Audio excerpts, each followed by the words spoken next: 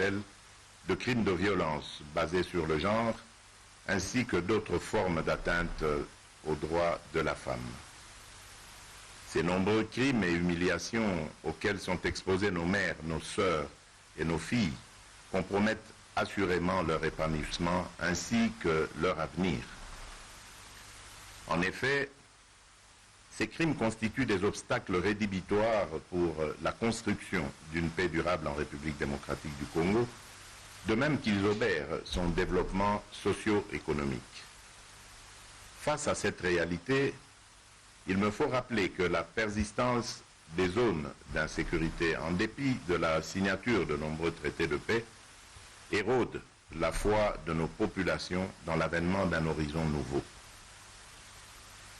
Mesdames et messieurs, les violences sexuelles et celles basées sur le genre demeurent dans la plupart des cas impunies. Diverses raisons expliquent cette consternante réalité, notamment la non-dénonciation de ces crimes de la part des victimes, par crainte de représailles ou de stigmatisation socio-culturelle, ainsi que la complicité de certains compatriotes ayant une sphère d'influence réelle ou supposée, qui induit l'inaction des structures chargées de la répression de ces abominations. Face à cette évidence, la République démocratique du Congo s'est résolument engagée dans l'inversion de la courbe de l'impunité. À cet effet, de nombreux efforts ont été entrepris dans l'amélioration du cadre légal, aussi bien sur le plan de la répression que sur celui de la protection des victimes. La profusion des violences sexuelles ainsi que d'autres violations des droits humains avaient conduit les chefs d'État et des gouvernements des États membres de la Conférence internationale de la région des Grands Lacs, la CIRGEL en sigle, réunis à Kampala en décembre 2011, à l'occasion du 4e sommet ordinaire et lors de la session spéciale sur les violences, à s'engager à combattre ces crimes perpétrés contre les femmes sous le thème « Tous unis pour prévenir et mettre fin à l'impunité » et accorder une assistance aux victimes des violences sexuelles et basées sur le genre. À l'issue de ce sommet, il avait été décidé que chaque chef d'État puisse lancer personnellement dans son pays la campagne nationale Tolérance zéro immédiate sur la violence sexuelle et basée sur le genre, afin de matérialiser l'engagement pris vis-à-vis de la communauté tant nationale qu'internationale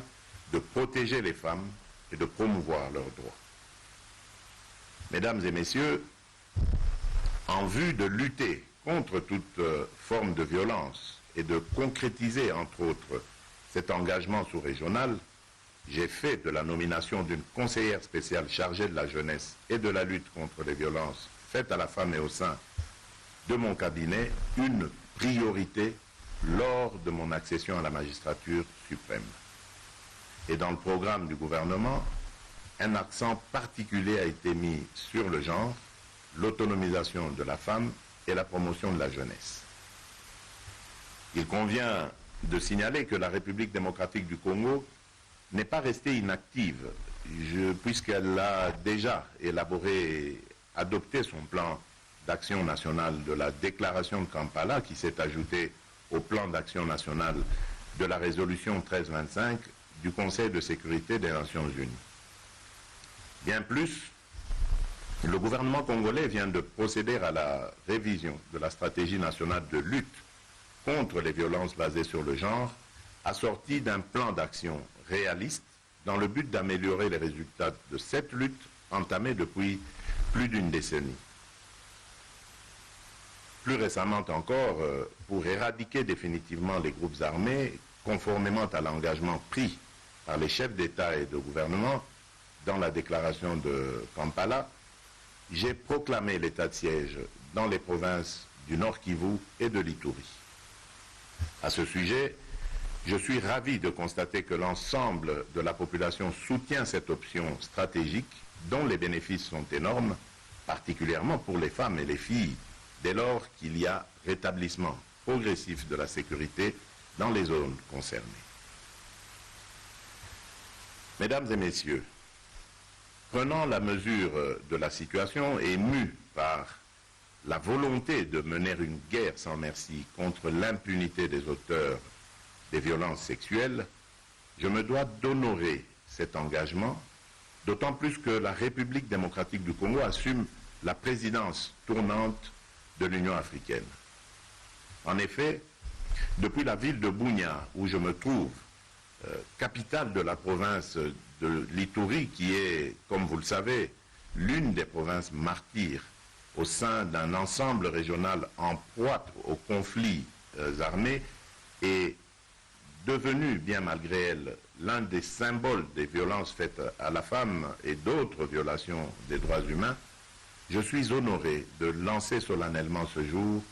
la campagne nationale Tolérance zéro immédiate contre les violences sexuelles. Cet acte vient réitérer ma volonté maintes fois exprimée, dès les premières heures de mon mandat, de faire de la lutte contre les violences sexuelles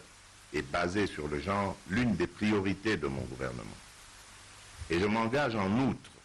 à veiller à la mise en œuvre de la politique de la tolérance zéro immédiate pour éradiquer ce fléau au travers des objectifs spécifiques ci-après.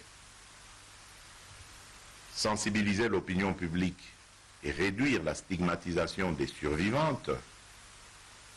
combattre et mettre fin à l'impunité des auteurs des violences sexuelles et autres violations des droits des femmes par l'organisation de procès équitables, consolider le processus de mise en place du fonds de réparation pour les victimes de violences sexuelles, mettre en place un mécanisme de justice transitionnelle, initier des programmes de formation dans les milieux scolaires, adopter des lois portant protection des victimes et des témoins de violences sexuelles, améliorer les conditions de vie des victimes en assurant une prise en charge holistique tout en les aidant à accéder au système judiciaire, promouvoir l'égalité des genres et la lutte contre la discrimination à l'égard de la femme, renforcer les capacités nationales dans la collecte et la dissémination des données fiables afin d'ajuster les stratégies de lutte et pour constituer une base de données crédible, créer des chambres spéciales dédiées aux questions des violences sexuelles au sein des tribunaux de grande instance du pays, renforcer les capacités des magistrats civils et militaires et des avocats dans le traitement des dossiers des violences sexuelles. Mesdames et messieurs, c'est ici l'occasion de rappeler que la lutte contre les violences sexuelles et basée sur le genre a constitué l'une des recommandations issues des consultations que j'ai initiées en vue de la création de l'Union sacrée pour la nation.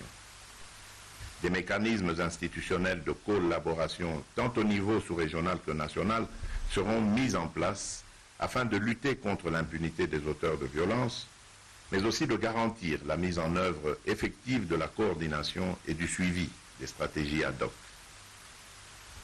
En procédant au lancement de la campagne Tolérance zéro immédiate, dont les activités seront mises en œuvre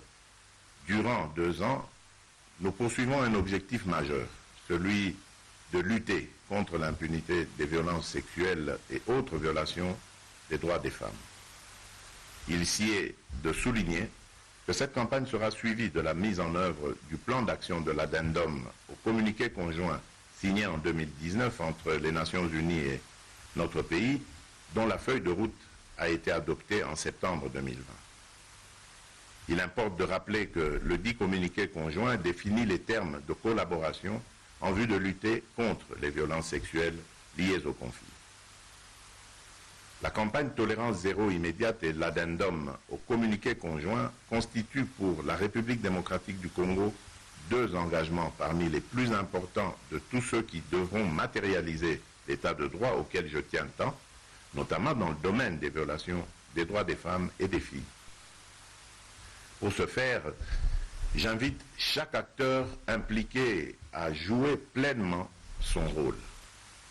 À nos partenaires traditionnels, je vous invite à nous apporter votre appui nécessaire pour qu'ensemble,